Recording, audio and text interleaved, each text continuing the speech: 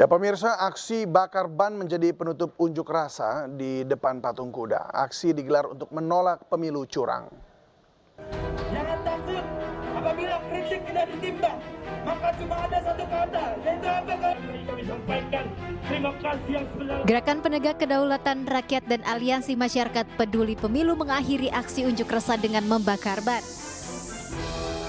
Tuntutan mereka salah satunya ialah tolak hasil kecurangan pemilu dan penyalahgunaan undang-undang oleh Mahkamah Konstitusi terkait pemilu 2024. Massa juga menuntut agar Hakim MK bersikap adil, objektif, dan bertanggung jawab atas keselamatan generasi ke depan.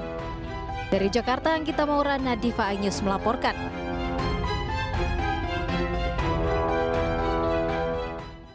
Sidang lanjutan sengketa hasil Pilpres 2024 digelar kembali. Tim kuasa hukum Capres dan Cawapres nomor urut 2 menyampaikan permohonan yang disampaikan sebelumnya oleh tim Capres 01 dan 03 berisi narasi dan asumsi.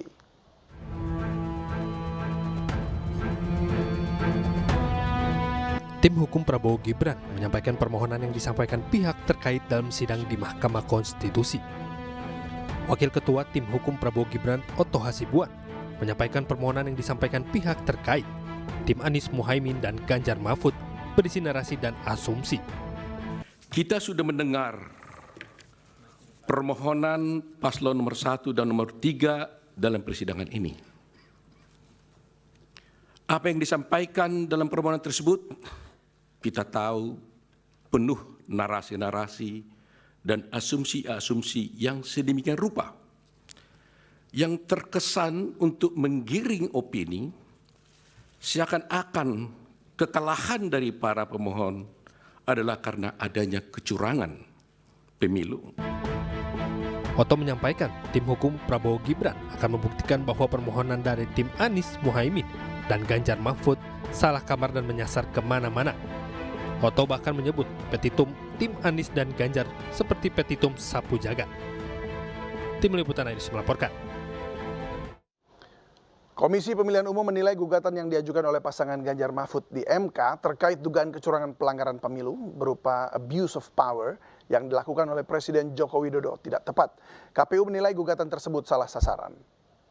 Posita permohonan pemohon mendalilkan adanya pelanggaran dan kecurangan yang bersifat TSM dalam proses pemilu 2024 antara lain berupa abuse of power yang terkoordinasi.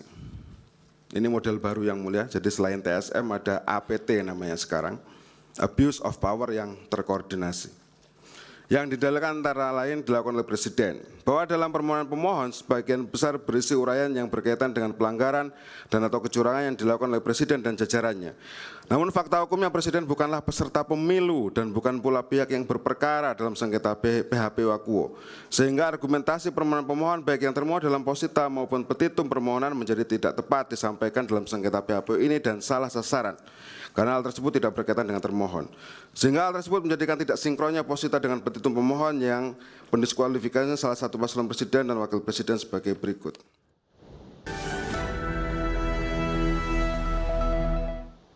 Terima kasih Anda masih bersama kami di iNews Prime. Setelah sempat ditunda, sidang lanjutan sengketa hasil Pilpres 2024 digelar kembali pada pukul 19.30 waktu Indonesia Barat. Agenda sidang ialah pembacaan jawaban dari termohon, dalam hal ini Bawaslu. Sudah ada jurnalis iNews dari gedung MK, Ismalia. Selamat malam Ismalia Mei. Apa saja poin penting dari jawaban Bawaslu?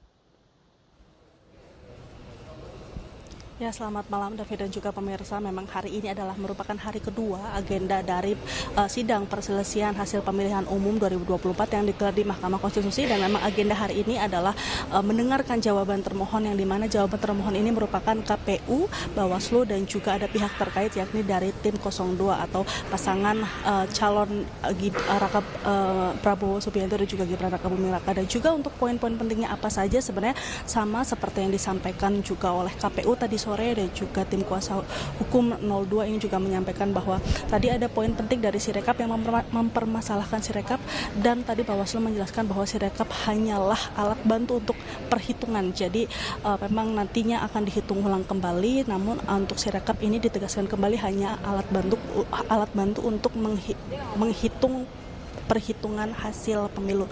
Dan juga David dan juga pemirsa, tadi sore memang untuk sidang ini dimulai pada pukul 13.00 untuk sesi pertama dan selesai pada pukul sekitar 16.44, yang dimana KPU dan juga pihak terkait yakni tim 02 ini menyampaikan jawabannya mereka, yang dimana di sini bisa kami rangkum sedikit untuk jawaban yang disampaikan, yakni memang dari tim kuasa hukum 02 mengatakan bahwa gugatan dari pasangan calon nomor urut 1 yakni Anies dan Muhaimin dan juga pasangan calon nomor urut 3 ini Ganjar Mahfud ini adalah salah kamar, yang dimana salah kamar seharusnya yang digugat ini bukanlah MK, karena MK bukan merupakan ranah menggugat.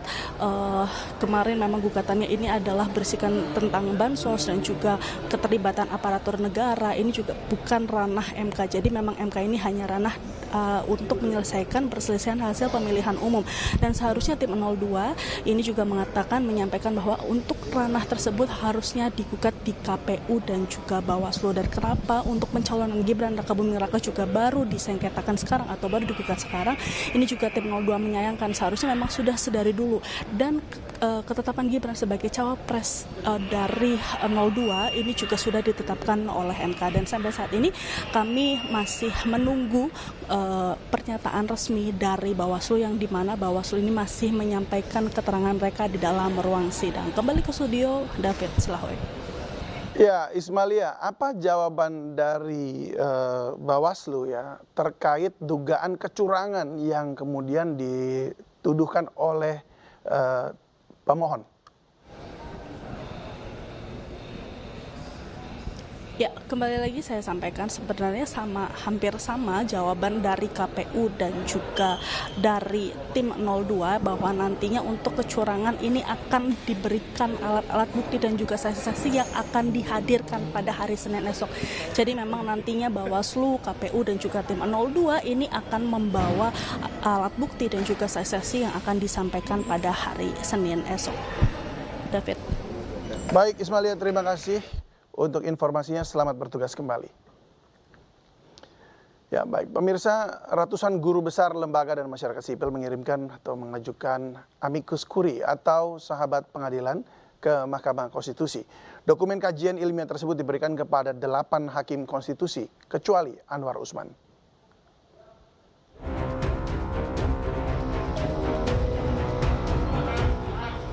Lebih dari 300 guru besar, lembaga, dan masyarakat sipil mengajukan amicus curiae atau sahabat pengadilan ke Mahkamah Konstitusi terkait perkara perselisihan hasil pemilu 2024. Dokumen amicus curiae berisi hasil kajian serta pandangan ilmiah mengenai putusan MK nomor 90 yang meloloskan Gibran Rakabuming Raka sebagai cawapres. Dokumen kajian ilmiah ini diberikan kepada 8 hakim konstitusi, kecuali paman Gibran, Anwar Usman.